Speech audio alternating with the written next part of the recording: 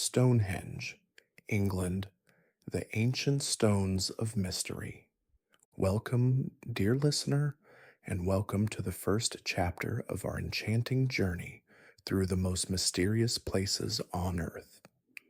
Tonight, as you settle into the comfort of your bed and let the day's worries slip away like shadows in the dusk, we invite you to imagine yourself standing on a vast, windswept plain in southern England.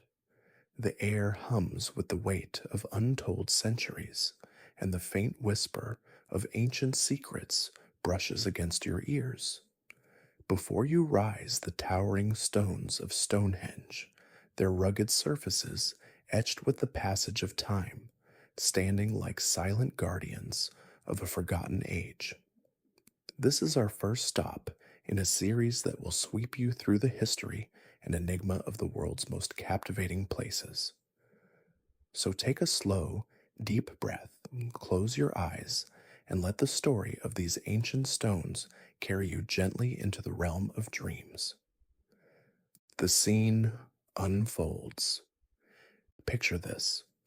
Salisbury Plain stretches out before you, a rolling expanse of green under a sky that shifts from golden hues to twilight's deep embrace.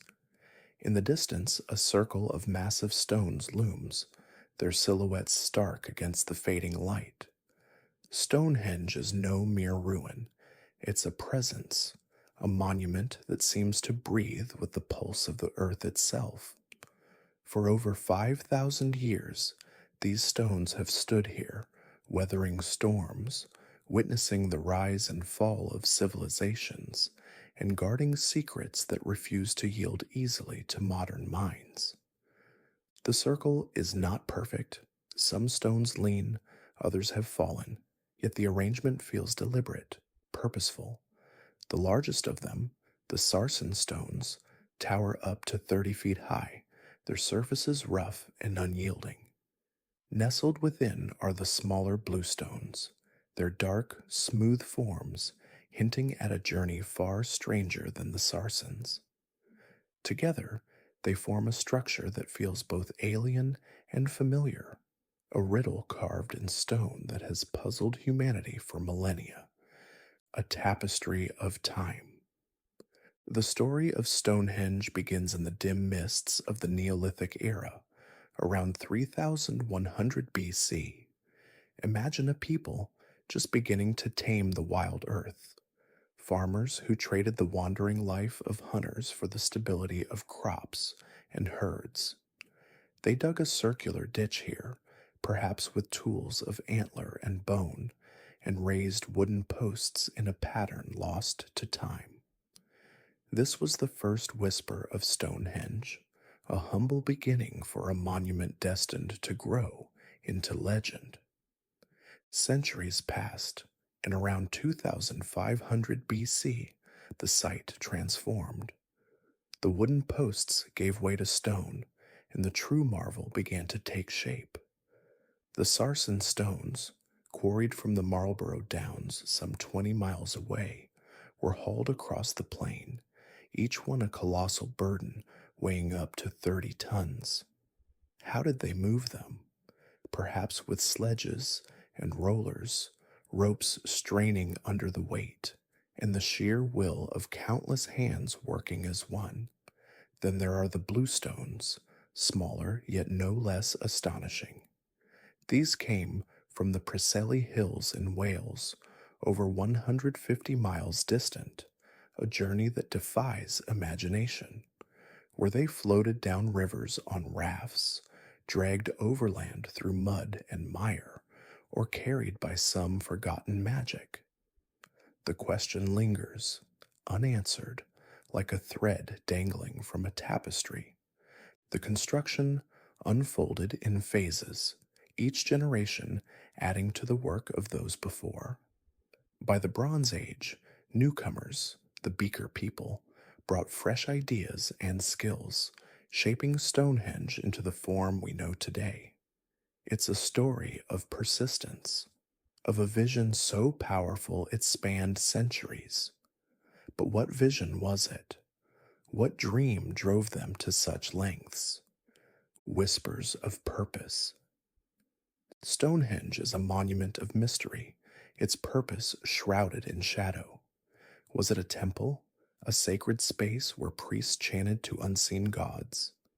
Archaeologists have found cremated remains buried within its bounds, hinting at a role as a resting place for the dead, perhaps a cemetery for the elite, a bridge between the living and the spirits beyond. Yet there's more to it than death alone. Stand at Stonehenge on the summer solstice, and you'll see the sun rise over the heelstone, its rays piercing the heart of the circle with uncanny precision. This alignment speaks of a people who watched the heavens, who tracked the dance of sun and moon to mark the seasons. Was it a calendar, a way to time planting and harvest? Or was it an observatory, a stone built map of the cosmos? The stars offer no clear answer, only more questions. Some whisper of healing powers locked within the bluestones.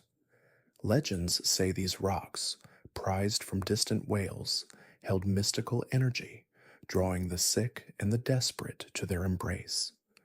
Bones found nearby, some broken, some diseased, support the tale, painting a picture of pilgrims seeking solace.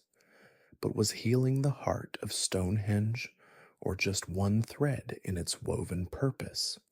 The hands that built it. Who were these builders, these architects of the impossible? The Neolithic farmers who began it lived close to the land, their days ruled by sun and soil. They knew stone and wood, and their unity turned raw strength into something eternal. Later, the Beaker people arrived, their bronze tools glinting in the dawn of a new age. Together, these peoples poured their lives into Stonehenge, passing the task from parent to child across generations. Imagine them, sweat-streaked faces, voices raised in song or prayer, hands calloused from dragging stone. What bound them to this labor? Faith in a higher power? A need to mark their place in the world? Or a story we've yet to uncover? Their tools were simple, their methods ingenious, and their legacy endures where empires have crumbled. The stones speak. The stones themselves are a marvel. The sarsens, hewn from local sandstone, are giants, immovable, unyielding, their surfaces pitted by time. The bluestones, though smaller, carry a stranger tale. Born of dolerite and rhyolite in the Welsh hills, they traveled a path no glacier could fully explain. Did rafts bear them along ancient waterways, or did human hands pull them mile after grueling mile? Modern science leans toward the latter. Quarries and trails in Wales bear witness to a feat of will and muscle. But why these stones? What power did the builders see in them that justified such a journey? Touch a bluestone, and you might feel it, the echo of a purpose lost to time. Were they sacred, imbued with meaning we can only guess at? The effort to bring them here suggests a story deeper than utility, a belief that resonates through the ages. Rituals in the shadows. Step into the circle and you sense it, a place alive with the past. The solstice alignment is no fluke. It ties Stonehenge to the sky, to the endless wheel of seasons. On that longest day, the sun's light floods the stones, and you can almost hear the chants of those who stood here millennia ago. What rites unfolded here? Did they honor the sun, the earth, the departed? The Aubrey holes ringing the site once held posts, or perhaps stones, marking graves or guiding processions. Death and life intertwine here, a dance of reverence and mystery. The cremated remains tell of sacrifice or tribute, of bodies laid to rest in a place deemed holy. Was Stonehenge a portal, a threshold where the mortal met the divine? The wind carries no answers, only the faint echo of ancient voices, an unfinished tale. Stonehenge defies us still. Beneath the earth, radar reveals more burial mounds, pathways, a sprawling network hinting at a grander design. It was no lone monument, but part of a vast sacred landscape, a world we're only beginning to glimpse. Each find peels back a layer, yet the core remains elusive. Who conceived it? What did it mean to stand within its embrace? Today, you can walk its perimeter, trace the stones with wondering eyes, and feel the pull of history.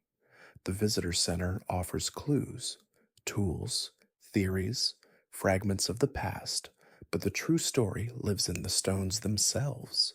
Scholars dig, dreamers muse, and still, Stonehenge holds its secrets close, daring us to imagine. And so, dear listener, we pause here on the edge of Stonehenge's enigma. The stones stand silent, but their tale is far from told. In our next chapter, we'll sail to a place where the sea swallows ships and skies claim wings, a mystery as deep as the ocean itself. For now, let Stonehenge linger in your mind, its ancient whispers guiding you into the soft arms of sleep. The Bermuda Triangle, the Sea of Lost Souls. In the vast expanse of the Atlantic Ocean, where the warm waters of the Gulf Stream meet the cool air of the north, lies a stretch of sea that has baffled sailors, pilots, and scientists for decades. Known as the Bermuda Triangle, this enigmatic region, bounded by Miami, Bermuda, and Puerto Rico, has earned a reputation as one of the most mysterious places on Earth. Ships vanish without a trace, planes fall from the sky, and compasses spin wildly, as if the laws of nature themselves bend in this cursed triangle. But what lies beneath the surface of these legends? Is it a place of supernatural forces, or simply a graveyard of human error and natural fury? As we delve into the history of the Bermuda Triangle, let us explore the tales of those who dared to cross its waters and the mysteries that swallowed them whole. A map of mystery. Picture the Atlantic Ocean, its waves rolling endlessly under a sky that shifts from serene blue to storm-tossed gray in the blink of an eye. Within this vastness, the Bermuda Triangle stretches like an invisible web, its points anchored by three distant lands: the sun-soaked shores of Miami, the rocky cliffs of Bermuda, and the lush hills of Puerto Rico. It's a region that spans over 500,000 square miles, a watery wilderness where the sea seems to hold its breath, waiting for the next soul to claim. The triangle's legend began to take shape in the mid-20th century, but its roots reach back further to the days when sailors first whispered of cursed waters and vanishing ships. Christopher Columbus himself, on his voyage to the New World in 1492, reported strange lights in the sky and erratic compass readings as he sailed through the area. Was this an omen of the mysteries to come? The sea, it seemed, had always held secrets here, waiting for the curious to uncover them. The Vanishing of Flight 19. The most famous tale of the Bermuda Triangle is that of Flight 19, a squadron of 5 U.S. Navy bombers that disappeared on December 5, 1945. The mission was routine, a training flight over the Atlantic, but it would become anything but ordinary. Led by Lieutenant Charles Taylor, the planes took off from Fort Lauderdale, Florida, into a clear sky. But as they flew deeper into the triangle, something went terribly wrong. Radio transmissions crackled with confusion. Everything looks strange, even the ocean. One pilot reported, "We are completely lost." Taylor's voice grew frantic as he struggled to make sense of his surroundings.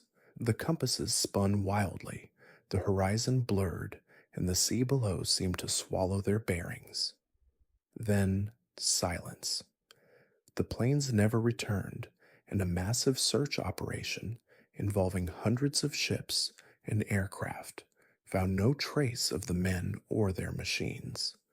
It was as if the sky had opened up and claimed them whole. But the mystery deepened. A rescue plane sent to search for Flight 19 also vanished without a trace.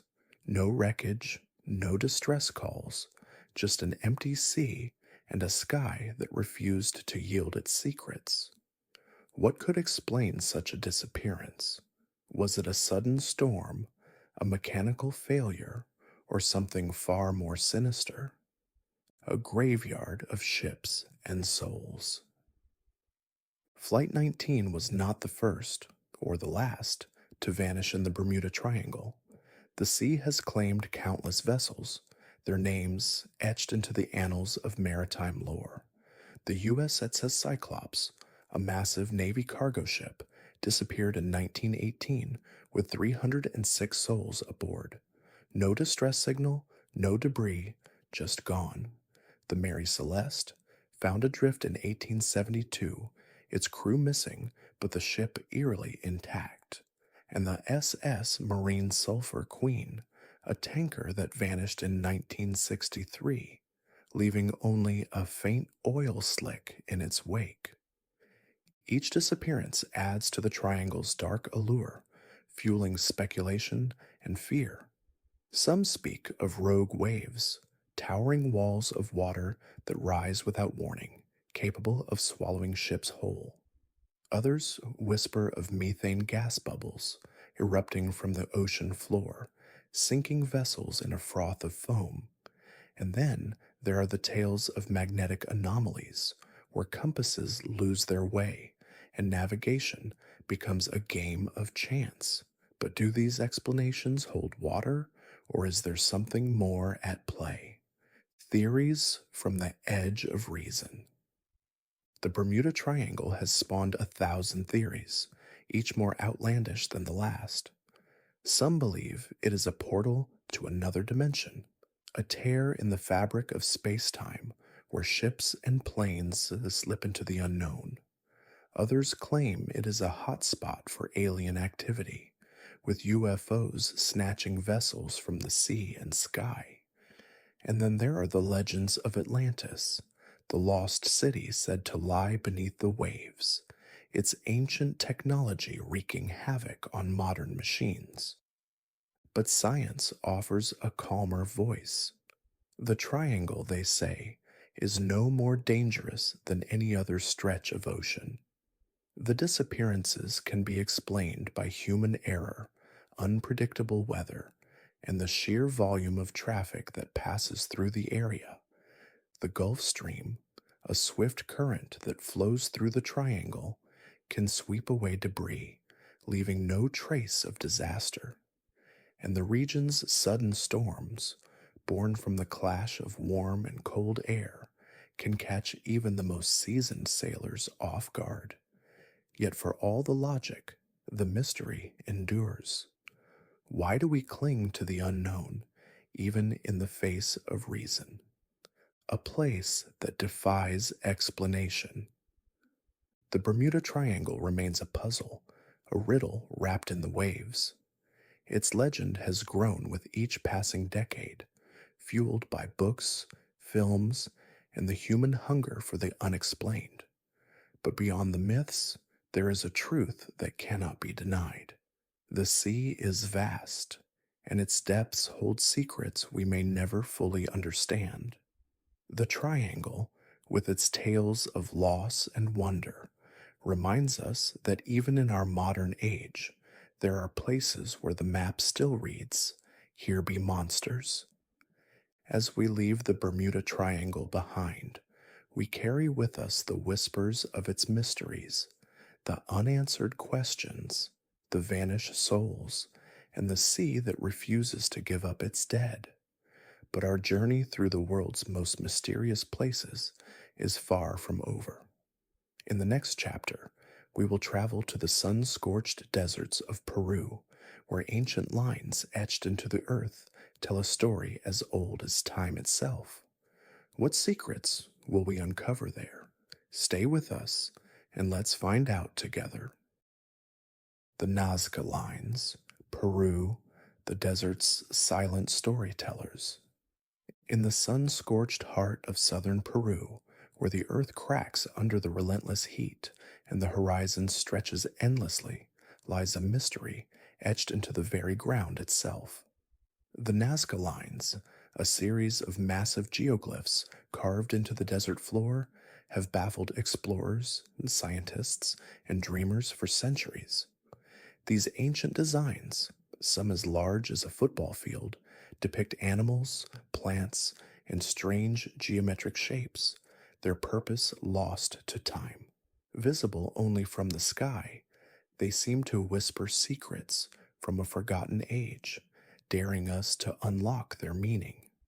As we journey through the story of the Nazca Lines, let us explore the land where they were born, the people who created them, and the enigma that still lingers over the desert sands. What message were these silent storytellers trying to send? And why can their tale only be read from the heavens? A canvas of stone and silence. Picture a vast, arid plain where the wind stirs the dust and the sun beats down on a landscape so dry it seems almost lifeless. This is the Nazca Desert, a place where rain is a rare visitor and the earth is a patchwork of red and brown. Yet beneath this harsh exterior lies a marvel of human ingenuity. The Nazca Lines are not mere scratches on the surface. They are monumental works of art, created by removing the top layer of dark, sun-baked stones to reveal the lighter soil beneath. The result is a series of intricate designs that stretch for miles, their lines so precise they seem drawn by a giant's hand. The Nazca Lines cover an area of nearly 500 square kilometers, their scale so immense that many of the figures can only be fully appreciated from the air. Imagine soaring above the desert in a small plane, the ground below unfolding like a canvas.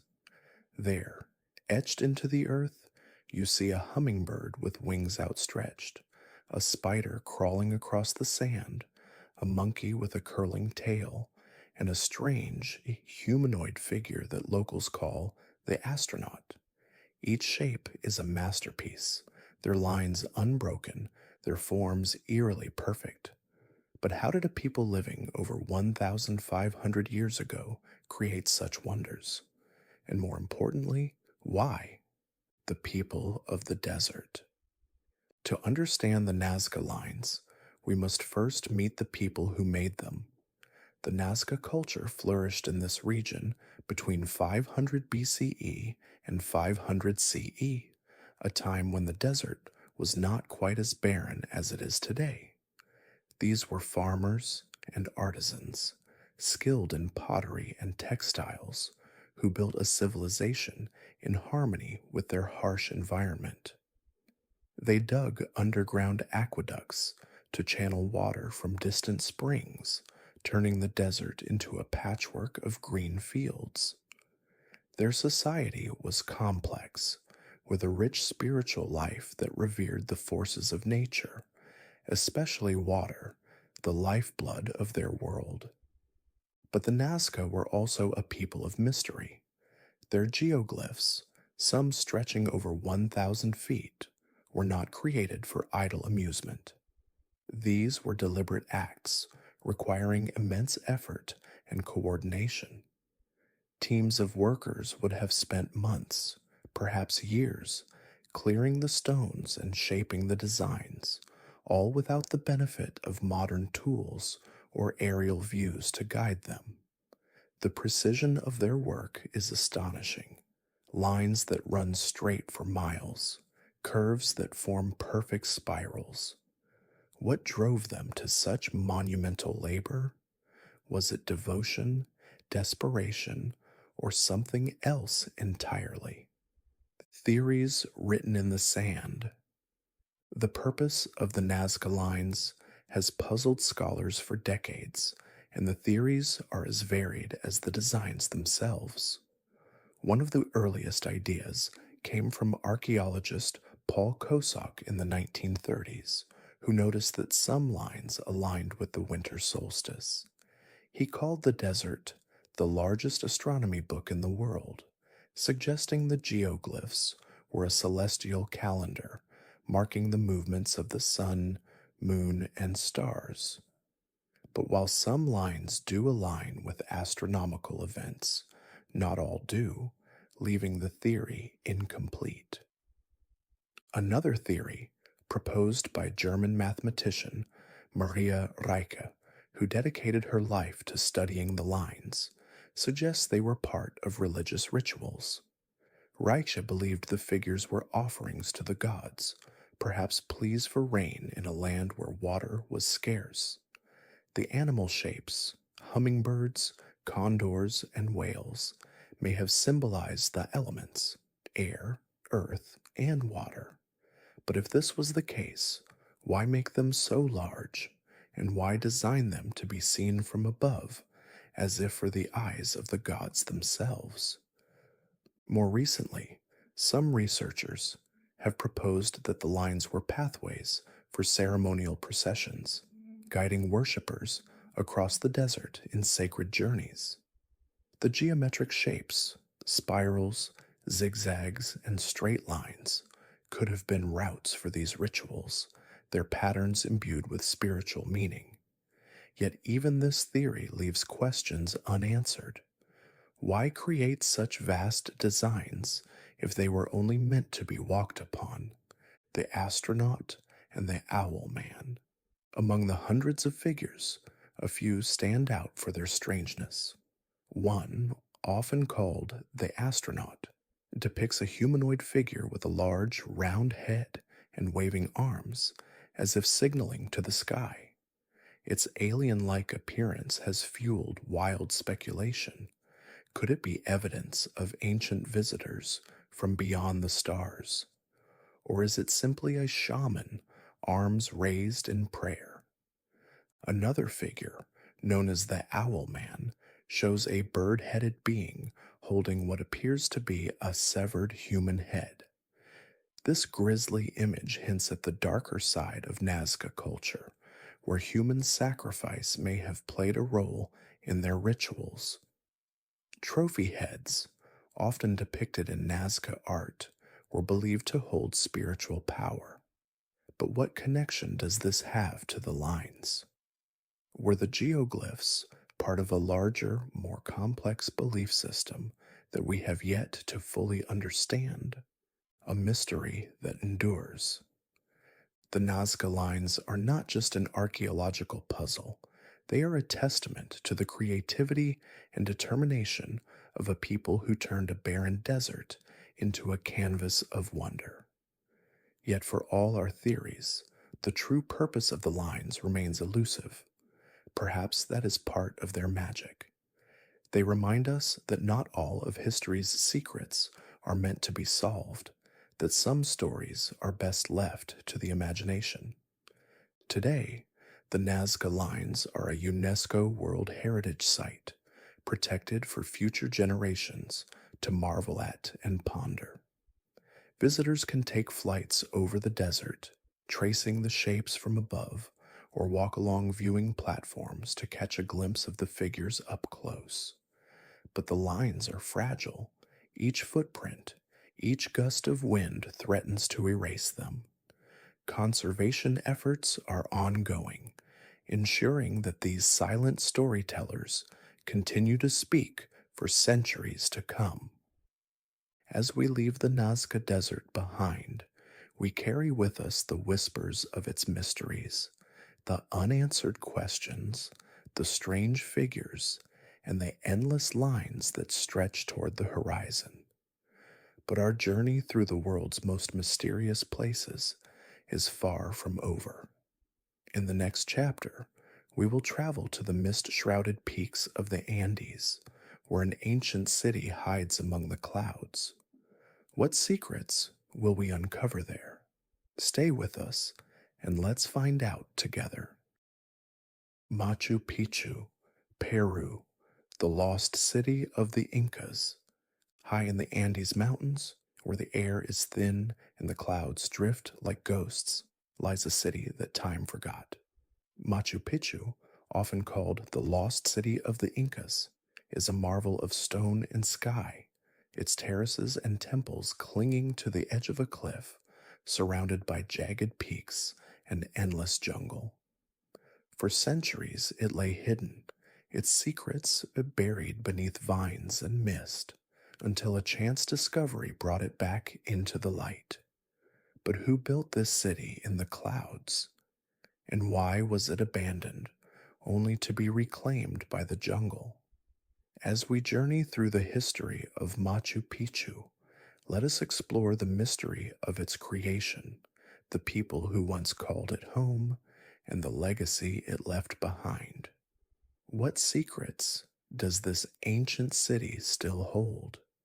And how did it survive the ravages of time to become one of the world's most iconic wonders? A city in the sky. Imagine standing on a narrow ridge, 2,430 meters above sea level, with the Urubamba River snaking far below. The air is cool and crisp, the silence broken only by the distant call of birds and the whisper of the wind. This is Machu Picchu, a place where the earth seems to touch the heavens. The city is a masterpiece of engineering, its stone walls fitted together without mortar, so precisely that not even a blade of grass can slip between them. Terraces cascade down the mountainside, once lush with crops, while temples and palaces perch on the cliff's edge, their stones aligned with the sun and stars. Machu Picchu was built in the 15th century during the height of the Inca Empire, under the reign of Emperor Pachacuti. The Incas were master builders, their empire stretching across the Andes from modern-day Colombia to Chile. But Machu Picchu was not just another city. It was a royal retreat, a sacred site, and perhaps a center of learning.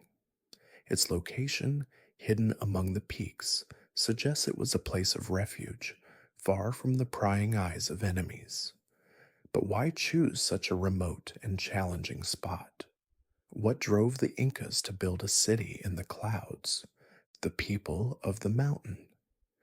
The Incas who lived at Machu Picchu were a small elite group, priests, nobles, and skilled artisans. They tended the terraces, growing maize and potatoes, and raised llamas and alpacas for wool and meat. The city was self-sufficient, with its own water supply channeled from mountain springs. But life here was not just about survival, it was about connection to the divine. The Incas worshipped the sun, the moon, and the mountains, believing that the peaks were sacred beings. Machu Picchu's temples, like the Temple of the Sun and the Intihuatana stone, were designed to align with celestial events, marking the solstices and equinoxes with uncanny precision. Was Machu Picchu a spiritual center, a place where the Incas communed with their gods? Or was it a fortress guarding the empire's western frontier? The city's layout reflects the Incas' deep understanding of nature. The agricultural sector, with its terraces, harnessed the steep slopes for farming, while the urban sector housed homes, workshops, and ceremonial spaces. The royal tomb, a cave-like structure, may have held the remains of Pachacuti himself, though no bodies have ever been found. The Incas left no written records, so much of Machu Picchu's purpose remains a mystery. But their legacy is etched into the stone, each block a testament to their ingenuity and reverence for the land. A city lost to time. Machu Picchu's story took a dramatic turn in the 16th century when the Spanish conquistadors arrived in Peru. The Incas, weakened by civil war and disease, were no match for the invaders. By 1572, the empire had fallen and Machu Picchu was abandoned. But why was it left to crumble? Did the Incas flee to avoid capture, or was the city simply too remote to maintain? For nearly 400 years, Machu Picchu lay hidden, its walls overtaken by jungle, its secrets buried beneath layers of vegetation. In 1911, American explorer Hiram Bingham stumbled upon the ruins while searching for Vilcabamba, the last stronghold of the Incas. Guided by local farmers, he climbed through the dense forest and emerged into a clearing where the city lay, half swallowed by nature. Bingham's discovery electrified the world. Here was a city that had defied time, its stones still standing, its terraces still intact. But Bingham's arrival also sparked controversy. He removed thousands of artifacts, many of which remain in museums far from Peru. Was Machu Picchu truly lost, or was it simply waiting to be found? A mystery that endures. Today, Machu Picchu is one of the most visited archaeological sites in the world, its beauty and mystery drawing travelers from every corner of the globe. Visitors can explore the Sun Gate, where the first rays of dawn illuminate the city, or stand in the Temple of the Three Windows, gazing out at the mountains that the Incas revered. The Inca Trail, a 4-day trek through the Andes, offers a glimpse into the journey the Incas themselves might have taken to reach their sacred city. But Machu Picchu's story is far from complete. Archaeologists continue to uncover new clues, hidden chambers, ancient tools, and even the remains of ceremonial offerings. Some believe the city was a royal estate, others a religious sanctuary, and still others a fortress or a university.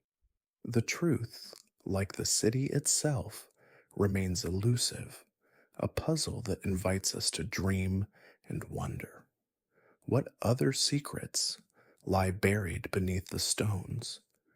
And what would the Incas say if they could see their city today? A legacy carved in stone.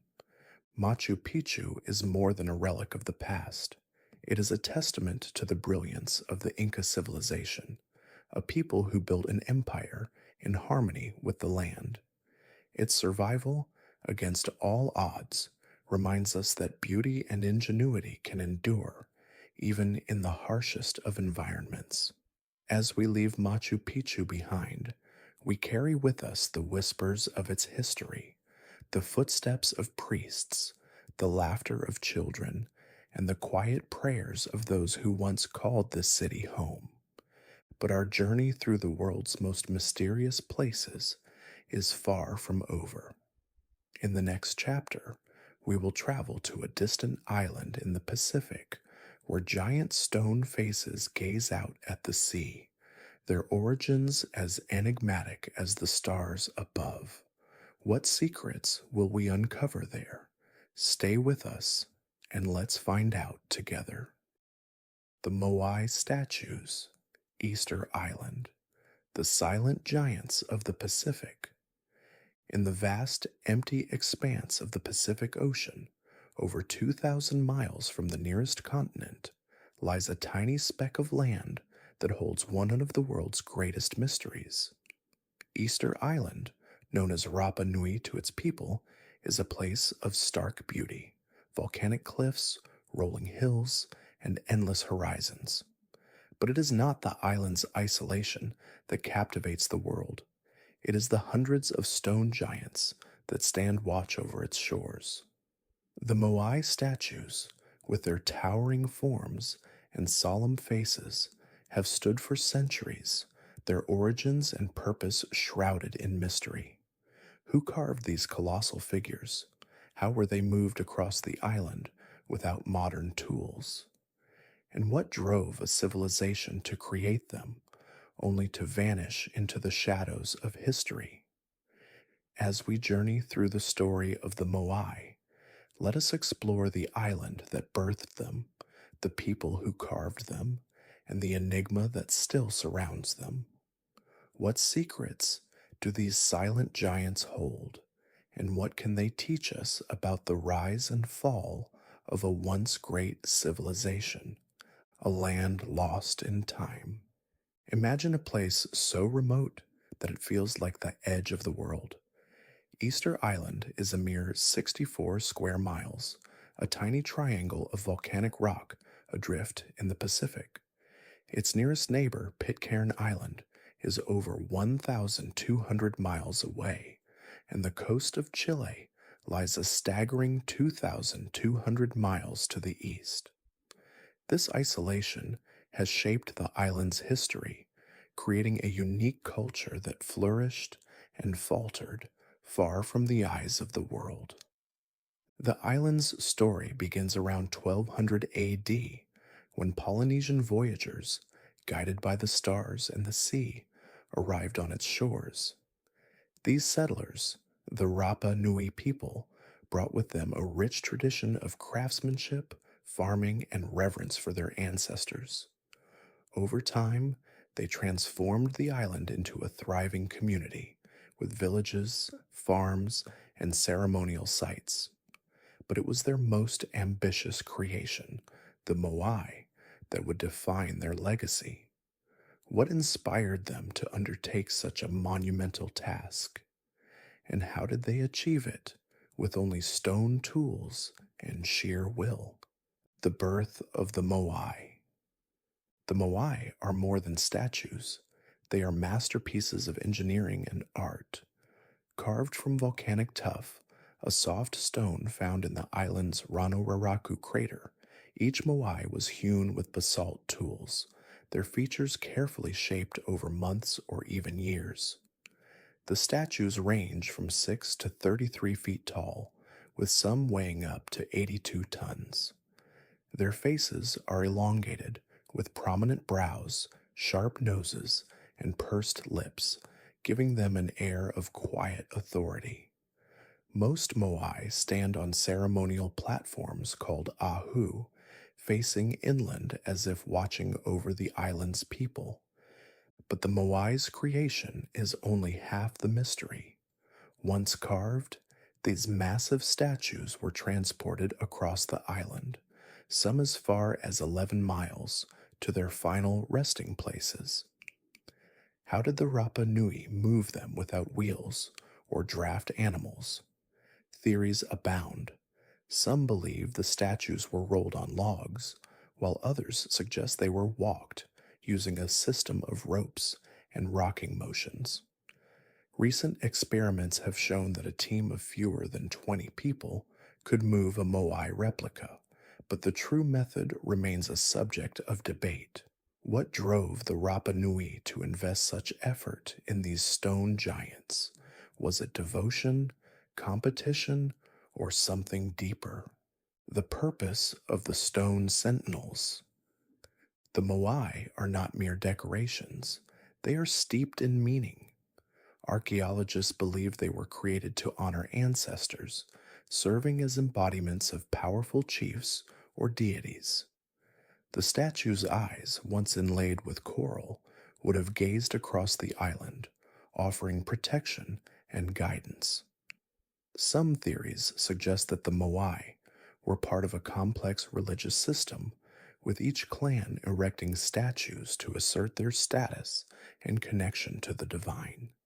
The larger the Moai, the greater the clan's prestige.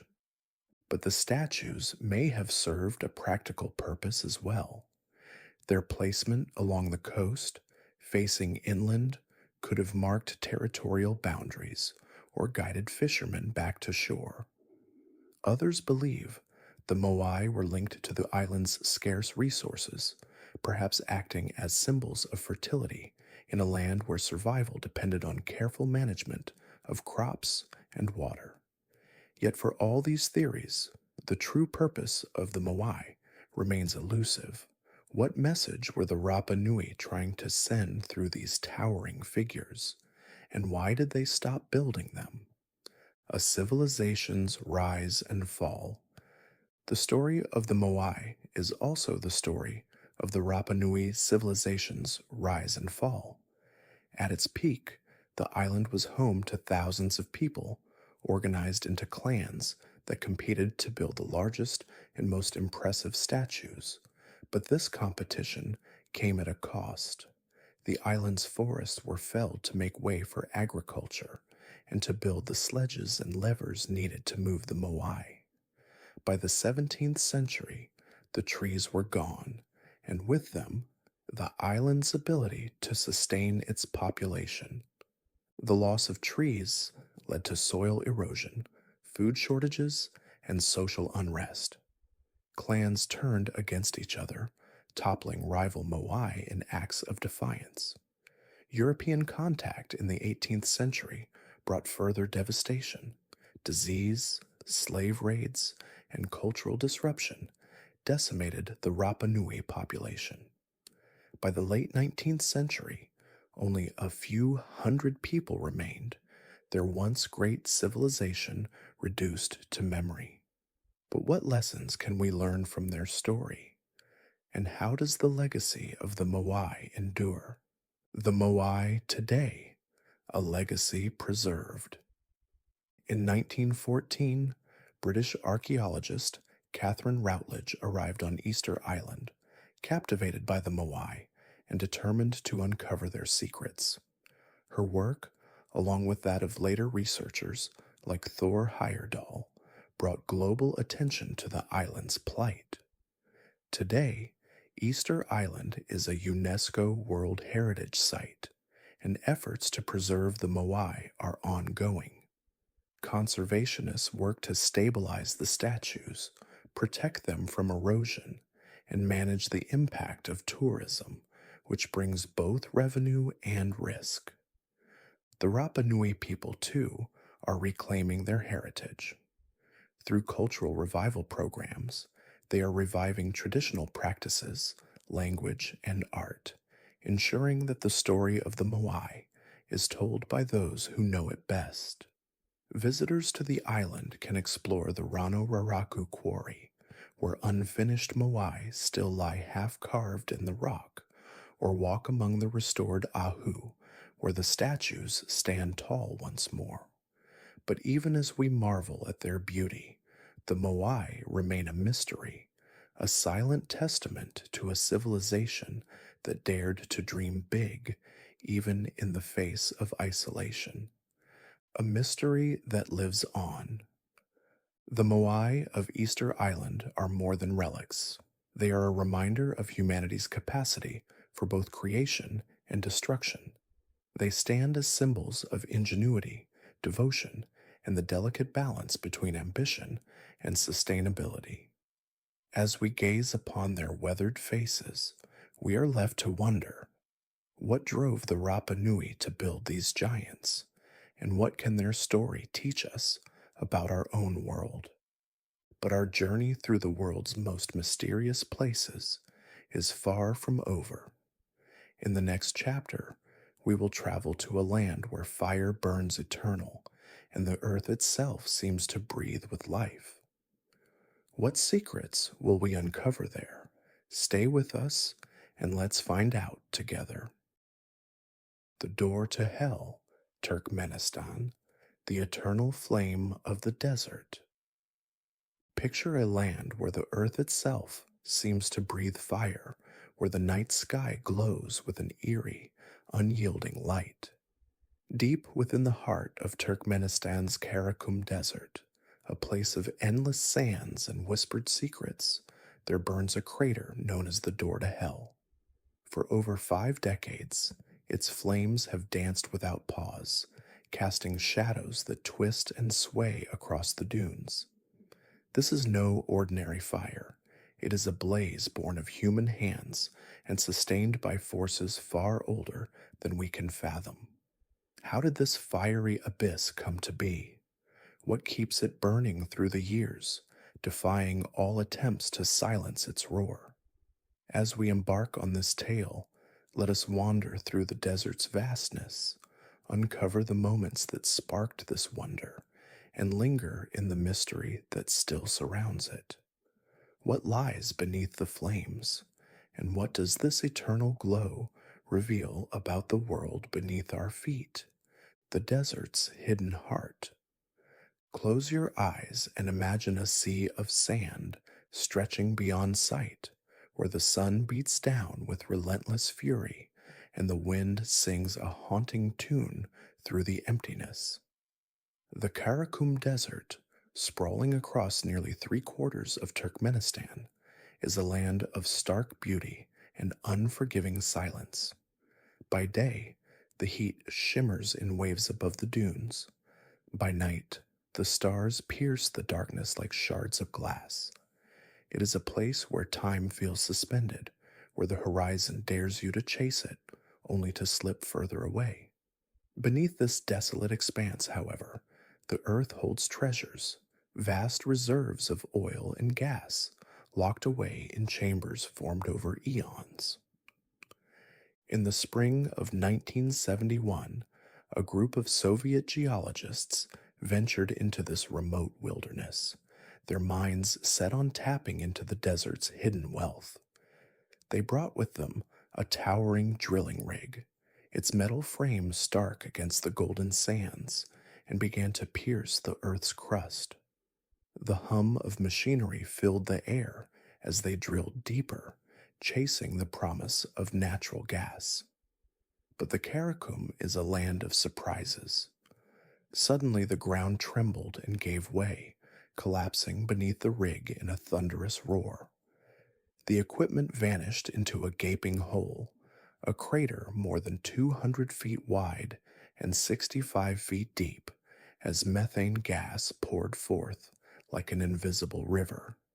What had they awakened in the desert's depths? And how would they tame the beast they had unleashed? The birth of an endless blaze. The crater yawned before the geologists, a wound in the earth exhaling a deadly breath. Methane, odorless and unseen, filled the air, threatening the lives of those nearby and the scattered villages beyond. With few options and time running short, the team made a fateful choice. They would set the gas alight. A spark flared, and the crater erupted into a sea of flame, its heat rippling through the cool desert night. They believed the fire would consume the gas and die out within weeks, leaving the land quiet once more. But the desert had other plans. Weeks stretched into months, months into years, and now, more than half a century later, the door to hell burns on, its light a constant star in the Karakum's dark embrace. What fuels this relentless inferno? The answer lies in the geology of the land itself. Turkmenistan rests atop a subterranean ocean of natural gas, one of the richest reserves on Earth. The Karakum Desert, nestled within the ancient Turan Depression, is a cradle of geological marvels, where long-gone seas have left behind pockets of hydrocarbons trapped beneath layers of sand and stone. The collapse of the drilling site opened a pathway to this reservoir, and the fire, once ignited, found an endless feast. It burns not just with gas, but with the weight of time, a living testament to the forces that shape our planet. Stand near its edge and you can feel the heat kiss your skin, hear the flames whisper secrets of the deep, whispers in the firelight. To the people of Turkmenistan, the door to hell is more than a scientific marvel. It is a place where stories take root and grow.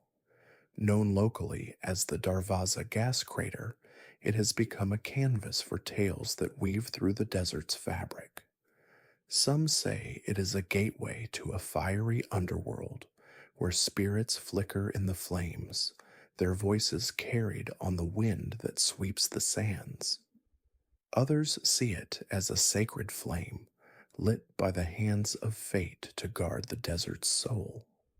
The nomads who traverse these lands speak of it in hushed tones, their eyes reflecting its glow as they share their legends. One such story tells of a lone traveler, a herder caught in a sandstorm that swallowed the world in dust. Blinded and lost, he wandered until a distant light pierced the haze, the crater's fire burning steady and bright.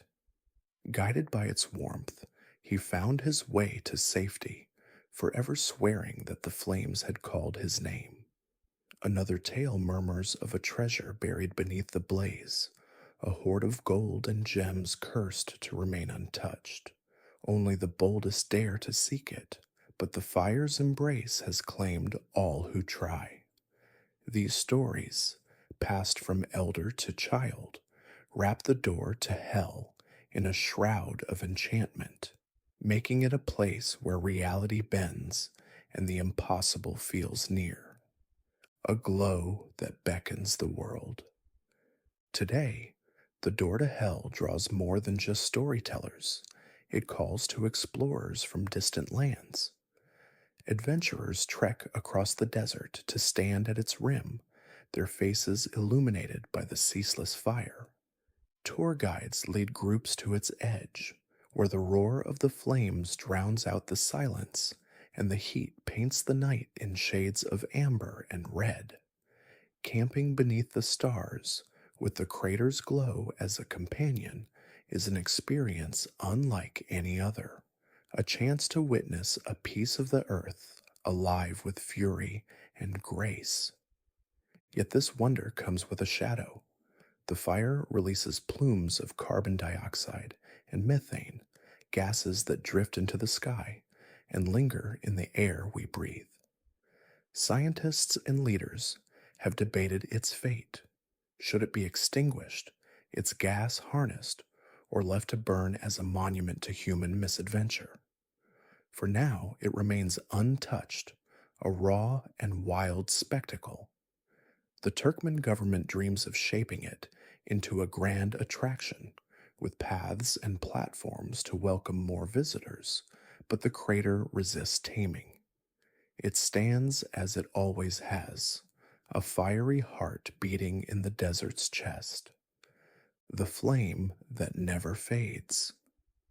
The door to hell is a riddle wrapped in flame, a place where human intent met the earth's will and birthed something eternal. It speaks of our reach and our limits, of the mysteries we uncover and those we leave unsolved. As its light flickers across the dunes, it asks us to wonder, what else lies hidden beneath the ground we walk? What other wonders or warnings wait to be found? In its glow, we find a story that never ends, a spark that invites us to keep searching. Our journey through the world's strangest corners continues. Next, we'll descend into the shadowed depths of Paris, where bones line the walls of a forgotten city beneath the streets. What tales will those silent tunnels tell? Stay curious, and let's discover them together. The Paris Catacombs, France, the city beneath the city. Imagine, if you will, a world hidden beneath the glittering streets of Paris, a world of shadows, silence, and secrets.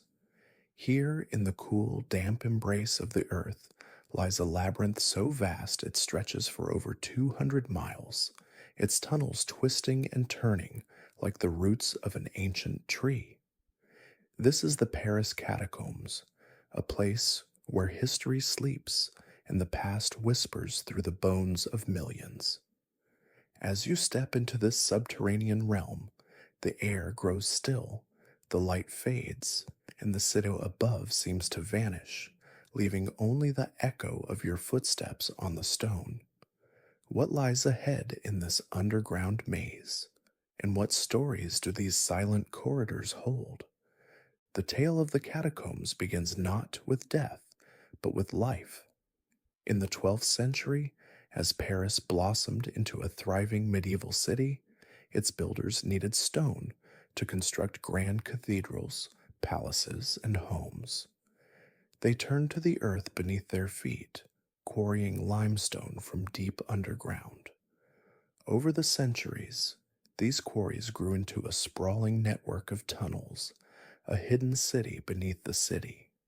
But by the late 18th century, Paris faced a new challenge, one that would transform these forgotten tunnels into a place of eternal rest. At that time, the city's cemeteries were bursting at the seams. The largest, the Cimetière des Innocents, had been in use for nearly 1,000 years, its graves so overcrowded that the ground swelled with the dead. The air was thick with the stench of decay, and disease lurked in the shadows. Something had to be done. In 1785, the decision was made to close the cemeteries and relocate the remains to the abandoned quarries. Thus began one of the most haunting chapters in Paris's history. Night after night, under the cloak of darkness, workers exhumed the bones of the dead. They loaded them into carts, draped in black cloth, and paraded them through the streets in solemn processions, accompanied by the tolling of bells and the flicker of torchlight. The bones were then carefully arranged in the tunnels, their final resting place. Skulls and femurs were stacked in neat rows, forming walls that stretched as far as the eye could see. It was a labor of reverence and necessity, a way to honor the dead while reclaiming the city above. But how did this macabre undertaking shape the soul of Paris? And what does it reveal about the city's relationship with its past? As you walk through the catacombs today, the weight of history presses down like the earth itself. The walls are lined with bones, arranged in intricate patterns, crosses, hearts, and arches crafted from the remains of those who once walked the streets above. Each skull, each femur, is a silent witness to a life lived and lost. Plaques inscribed with philosophical musings remind you of the fleeting nature of existence. One reads, "Think in the morning that you may not live until the evening, a gentle nudge to embrace the present. The air is cool and damp, the silence profound, broken only by the drip of water or the soft shuffle of footsteps. It is a place that invites reflection, a reminder that beneath the bustle of life lies a world of stillness." But the catacombs are not just a place of peace, they are a place of mystery. Over the years, legends have woven themselves into the fabric of the tunnels. One of the most famous is the story of Philibert Aspert, a doorkeeper who in 1793 ventured into the catacombs with a candle and a bottle of wine. He never returned. 11 years later, his body was found just steps from an exit, his candle long extinguished. His fate remains a mystery. Did he lose his way in the dark, or was he drawn deeper by some unseen force? His tale is a cautionary one, a reminder that the catacombs can be as treacherous as they are beautiful. The tunnels have also been a refuge for those seeking to escape the world above. During World War II, the French resistance used the catacombs as a hideout, their secret meetings held in the flickering light of lanterns. The Germans, too, found use for the tunnels, constructing bunkers deep underground. And in the 1980s, a new generation discovered the catacombs' allure. Urban explorers known as cataphiles, who slipped into the forbidden sections to hold secret gatherings, create art, or simply lose themselves in the maze. Their graffiti still marks the walls, a testament to the catacombs' enduring pull. What is it about this place that draws people into its depths, even at the risk of getting lost forever? The catacombs have also captured the imagination of artists and storytellers. Victor Hugo, in Les Miserables, described them as the dark side of Paris, a place where the city's underbelly comes to light. Filmmakers have used the tunnels as a backdrop for tales of horror and suspense, their shadowy corridors the perfect setting for stories of the supernatural. Some say the catacombs are haunted, that the spirits of the dead still wander the tunnels, their whispers carried on the drafts that flow through the darkness. Visitors have reported strange sounds, fleeting shadows, and a sense of being watched. Whether these are tricks of the mind or something more, the catacombs' eerie atmosphere is undeniable. Yet for all its mystery, the catacombs are also a place of beauty. The careful arrangement of the bones, the artistry in their design, speaks to a reverence for the dead that transcends time. The ossuaries are not just a burial site, they are a work of art, a monument to the fragility of life and the inevitability of death. As you stand before a wall of skulls, their empty eyes gazing back, you are reminded that each one was once a person with dreams, fears, and stories of their own. It is a humbling experience, one that invites you to reflect on your own place in the world. Today, only a small section of the catacombs is open to the public, a carefully curated path that guides visitors through the ossuaries and back to the surface. But the vast majority of the tunnels remain off limits, a sprawling maze that few dare to explore. Maps of the catacombs are closely guarded, and the risk of getting lost is ever present. Yet for some, the allure of the unknown is too strong to resist.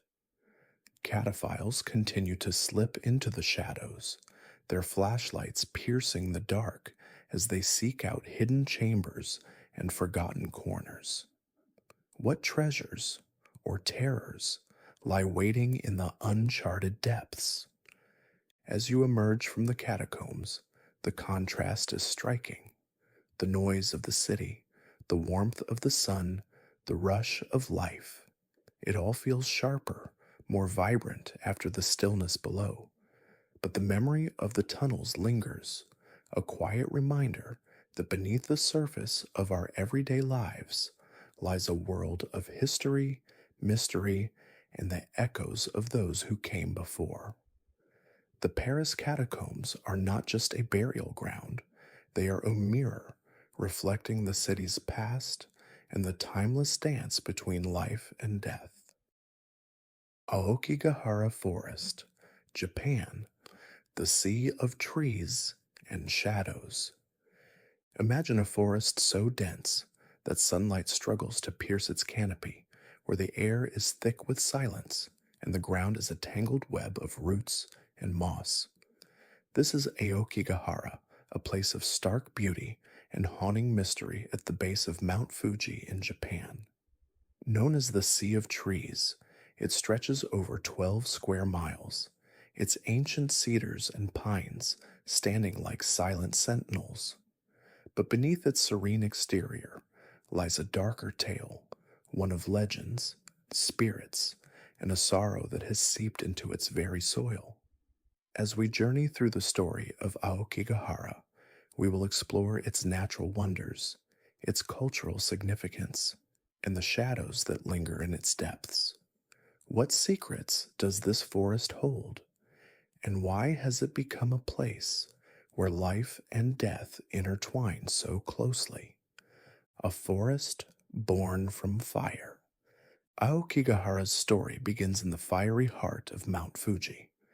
In 864 AD, a massive eruption spilled lava across the landscape, cooling into a rugged, uneven terrain.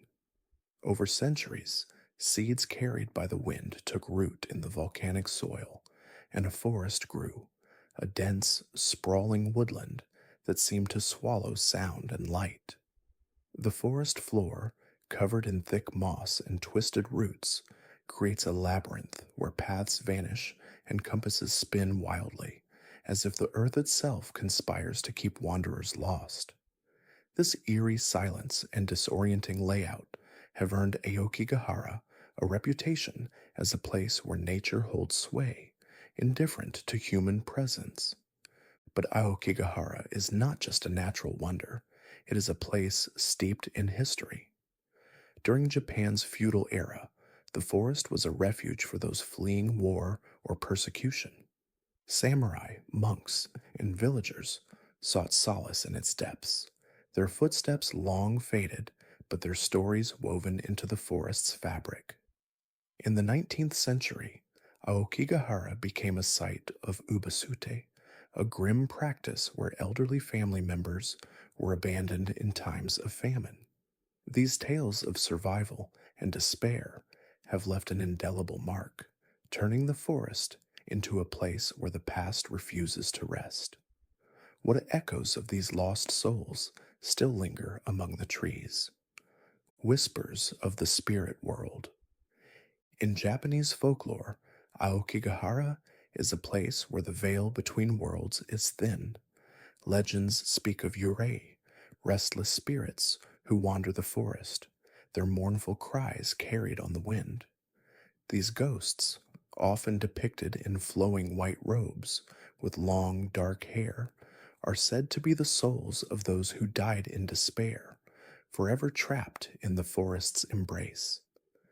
The most famous tale is that of the Onryo, a vengeful spirit who seeks retribution for wrongs suffered in life. Visitors have reported strange sounds, whispers, footsteps, and even voices calling their names. Are these the echoes of the forest's tragic past, or simply the mind playing tricks in the stillness? The forest's connection to the spirit world is also reflected in its cultural significance. Aokigahara is often seen as a liminal space, a threshold between life and death. In Shinto belief, forests are sacred, home to kami or spirits that protect the land. But Aokigahara's spirits are restless, their presence a reminder of the forest's dual nature as both a place of beauty and sorrow. This duality has made Aokigahara a symbol in Japanese literature and art, where it is often portrayed as a place of reflection, loss, and the search for meaning. What is it about this forest that stirs the soul so deeply? The forest in modern times. Aokigahara's story took a darker turn in the 20th century when it became known as a site where many choose to end their lives. The forest's isolation and eerie silence have made it a tragic destination for those seeking solitude in their final moments. This somber reality has earned Aokigahara the nickname Suicide Forest, a title that overshadows its natural beauty. The exact number of lives lost here is unknown, but the forest's association with death has become a part of its identity. Efforts to address this issue are ongoing.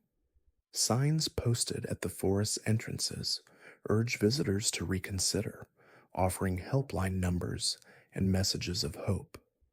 Local authorities and volunteers patrol the trails, offering support to those who may be struggling. These efforts are a testament to the community's desire to reclaim Aokigahara as a place of life and beauty, not despair.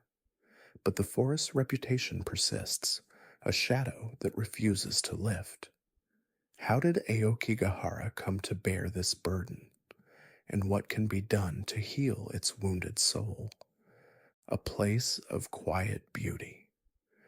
Despite its somber reputation, Aokigahara is a place of profound natural beauty. The forest is home to a rich tapestry of life, ancient trees, vibrant mosses, and delicate wildflowers that bloom in the dappled light.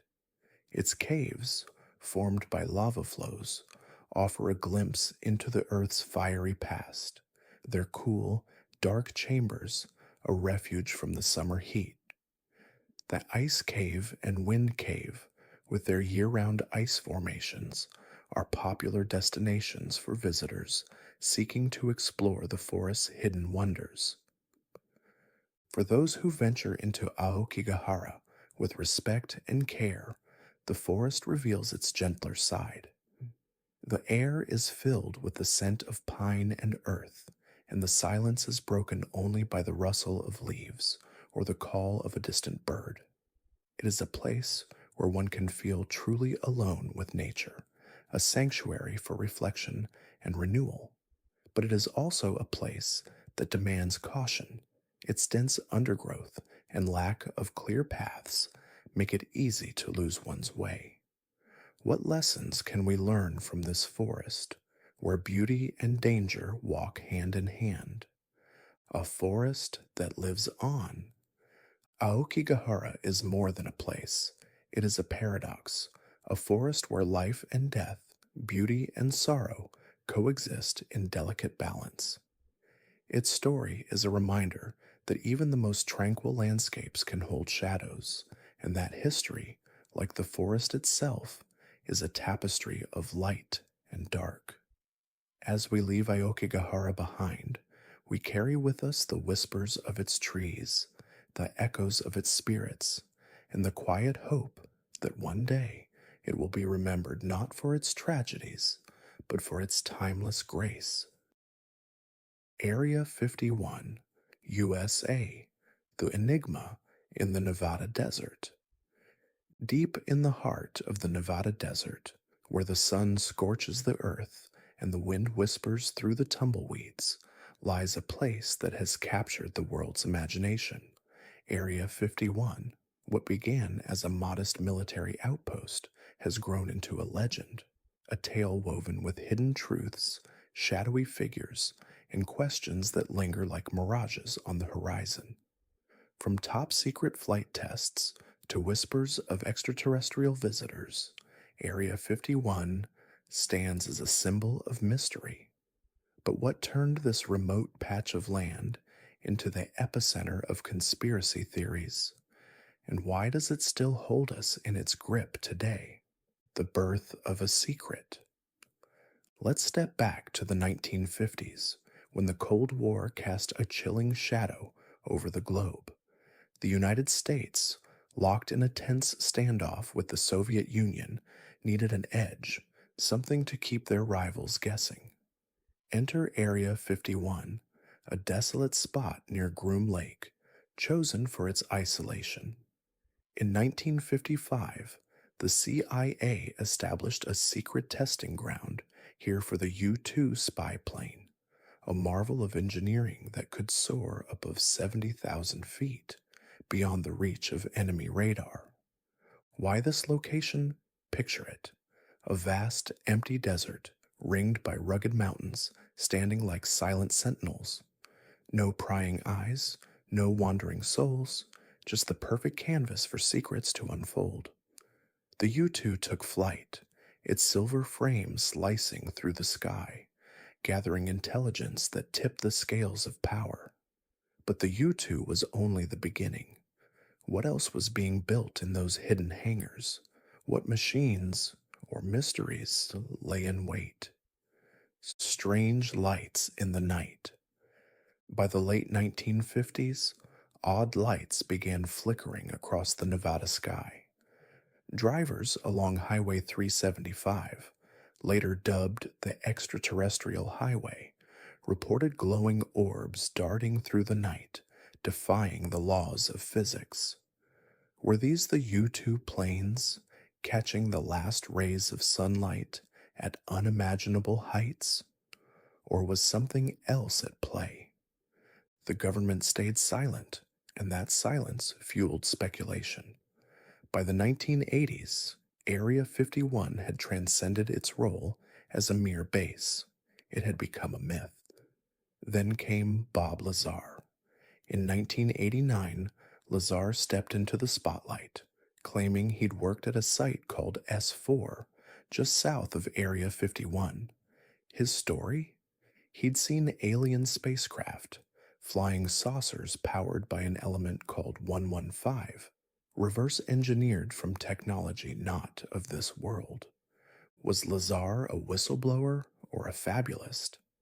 The truth slips away like sand through your fingers. His claims couldn't be verified, but they struck a nerve. Suddenly, Area 51 wasn't just a military secret, it was a cosmic enigma. Could the government really be hiding extraterrestrial guests? And if so, why? The storming craze.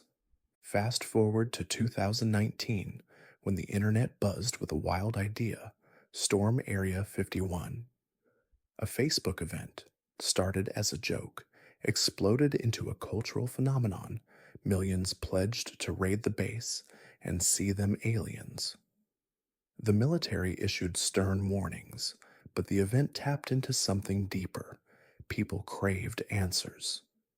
What was so valuable that it required such fierce protection? On the day of the raid, only a handful showed up, some wearing tinfoil hats, others waving signs like Free ET. It felt more like a party than a siege, but it left a lingering question. Why does Area 51 still wield such power over us? Is it the allure of the unknown, or the fear that we've been deceived all along? Shadows of stealth technology. Let's peel back the layers. Beyond the alien lore, Area 51 has a tangible history tied to innovation. After the U-2 came the SR-71 Blackbird, a jet so fast it could outrun missiles, its titanium skin gleaming like a phantom in the sky. Then there was the F-117 Nighthawk, a stealth fighter with sharp angles that scattered radar like confetti. These weren't science fiction, they were breakthroughs, born in the desert's embrace. But here's the twist. As technology advanced, the sightings grew stranger. Test flights at odd hours, experimental designs cutting through the night.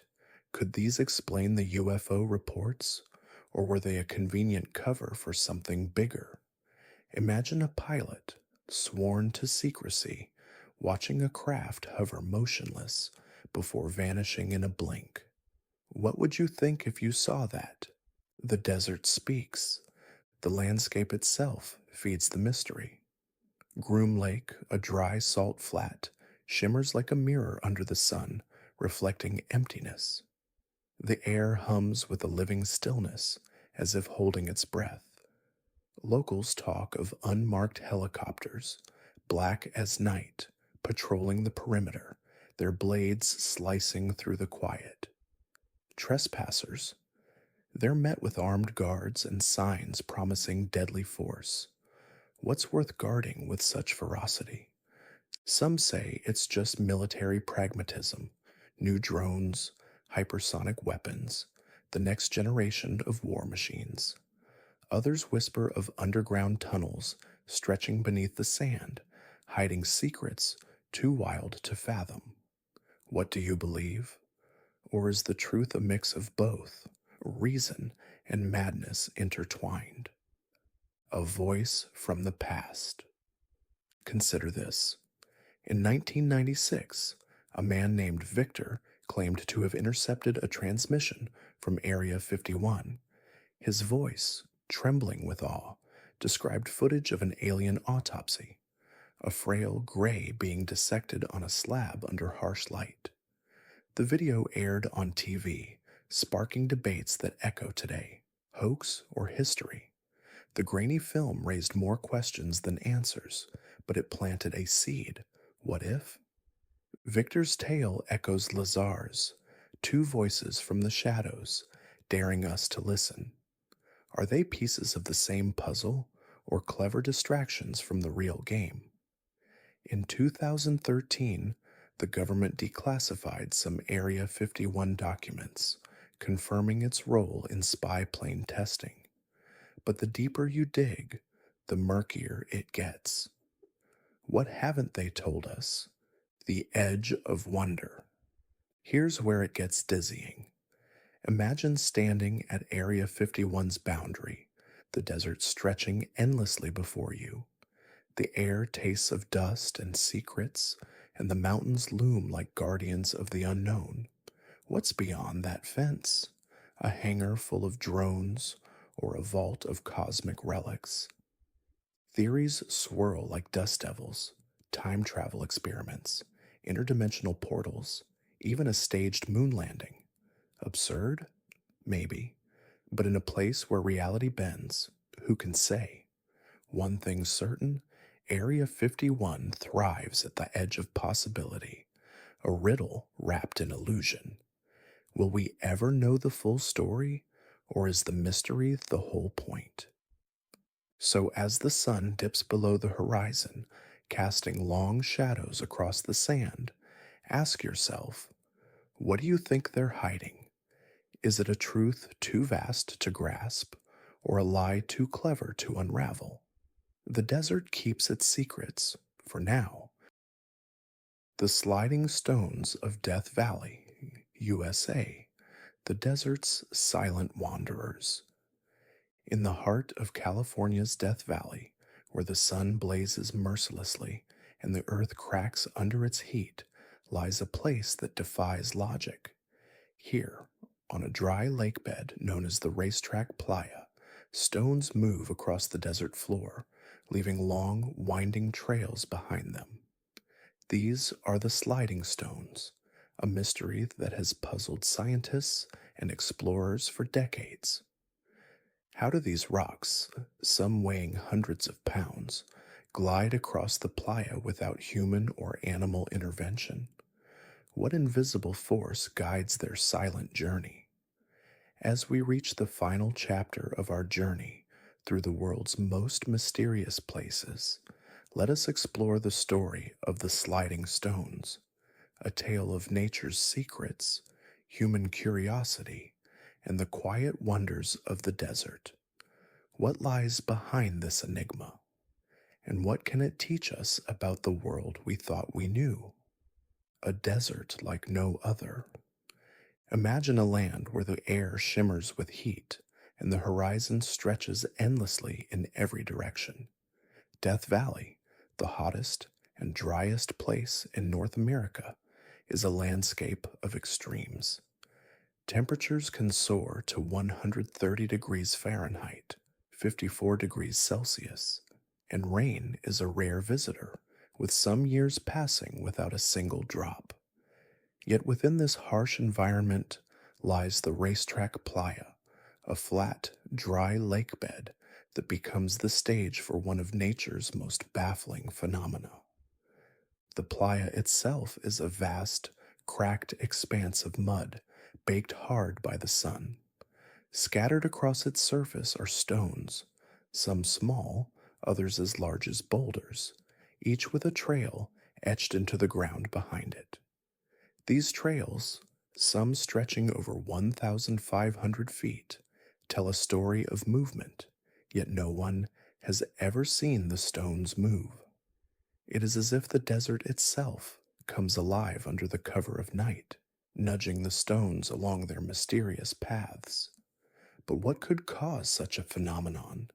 Was it the winds, the rain, or something more elusive? The mystery takes shape.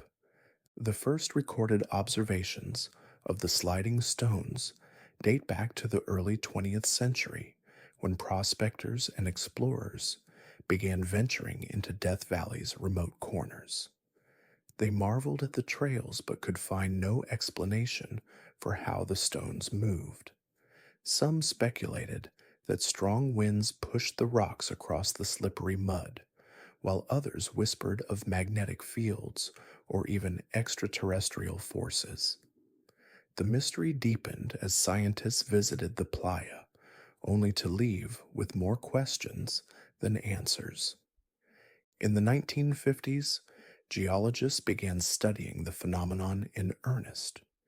They mapped the trails, measured the stones, and even placed markers to track their movement. Yet, despite their efforts, the stones remained stubbornly still during their visits.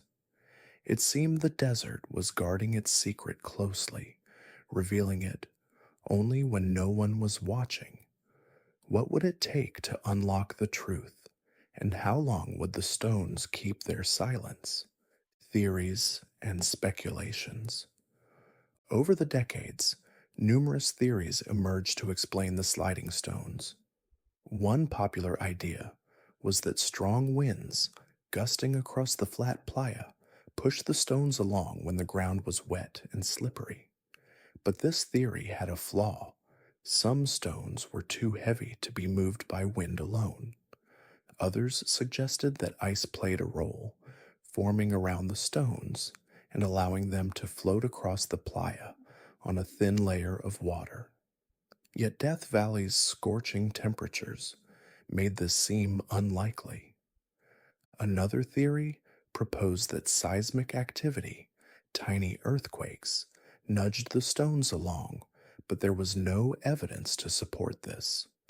Some even ventured into the realm of the supernatural, suggesting that the stones were guided by spirits or ancient curses.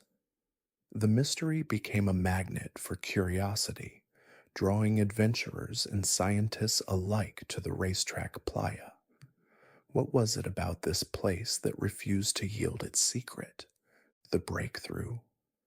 The turning point came in 2011 when a team of researchers from the Scripps Institution of Oceanography set out to solve the puzzle once and for all. They installed time-lapse cameras, weather stations, and GPS trackers on the stones, determined to capture the moment of movement. For years they waited, their equipment silently recording the playa's every whisper. Then, in December 2013, the desert finally revealed its hand. A rare combination of events unfolded. A light rain fell, filling the playa with a shallow layer of water. As temperatures dropped, a thin sheet of ice formed overnight. The next morning, as the sun rose and the ice began to melt, gentle winds pushed the broken ice sheets across the water. These ice sheets, in turn, nudged the stones, causing them to glide slowly across the playa. The trails were not the work of magic or mystery, but of nature's delicate balance: wind, water, and ice working in harmony. What had once seemed impossible was now explained, yet the wonder remained. How had such a simple solution eluded us for so long? A lesson from the desert. The story of the sliding stones is more than a scientific curiosity. It is a reminder of nature's quiet power and the value of patience. For decades, the stones moved unseen, their secret safe in the desert's embrace. It took a perfect alignment of conditions and years of dedication to uncover the truth. In a world that often demands quick answers, the sliding stones teach us that some mysteries unfold only in their own time. Today, visitors to Death Valley can stand on the racetrack playa and marvel at the stones and their trails, knowing the story behind their silent journey. The playa remains a place of stark beauty, its cracked surface a canvas for nature's artistry. And though the mystery has been solved, the sense of wonder lingers, a testament to the desert's ability to surprise and inspire. A farewell to our journey. As we leave the sliding stones behind, we bring our journey through the world's most mysterious places to a close. From the ancient stones of Stonehenge to the fiery depths of the door to hell, From the silent forests of Aokigahara to the hidden tunnels of Paris, each place has offered us a glimpse into the unknown, a chance to wonder, to question, and to dream. These mysteries remind us that the world is full of secrets, some waiting to be uncovered, others content to remain in shadow. Thank you, dear listener, for joining us on this enchanting journey.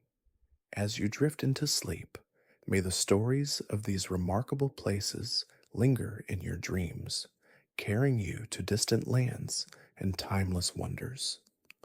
Rest well, and let the whispers of the world's mysteries guide you into a peaceful night. Good night.